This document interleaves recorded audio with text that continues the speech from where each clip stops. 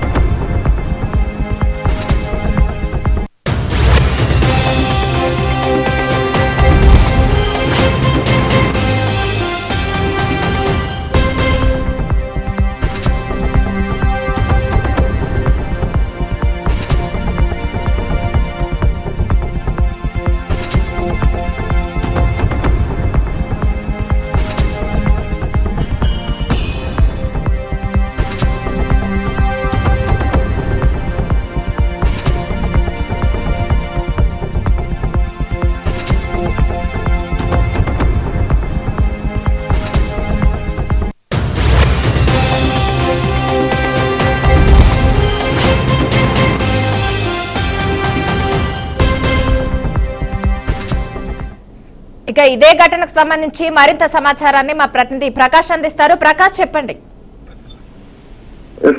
అనంతపురం జిల్లా తాడిపత్రి పట్టణంలో మరో సంచలన ఘటన చోటు చేసుకుంది. మాజీ market yard vice chairman RC Obul రెడ్డిపై గుర్తు తెలియని వ్యక్తులు అయితే దాడి చేశారు. మాకు ఐశ్వర్య విలాస్ ఓబుల్ రెడ్డి వెళ్తుండగా ఒక బైక్ పై వచ్చిన ముగ్గురు వ్యక్తులు కత్తులతో దాడి చేసినట్లయితే స్థానికులు అయితే మనకు చెప్తున్న పరిస్థితి.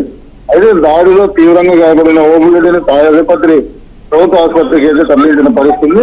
ఆ తర్వాత పరిస్థితి విషమంగా ఉండడంతో అనంతపురం సూపర్ స్పెషాలిటీ హాస్పిటల్కి అయితే తరలించారన్నట్లయితే మనకు సమాచారం ఉందంటే. అయితే మాజీ ఎమ్మెల్యే కేటీరెడ్డి పెద్దారెడ్డి కూడా ఆసుపత్రికి వెళ్లి ఓబుల్ రెడ్డి పరిస్థితిని అయితే స్వయంగా తెలుసుకున్న పరిస్థితి.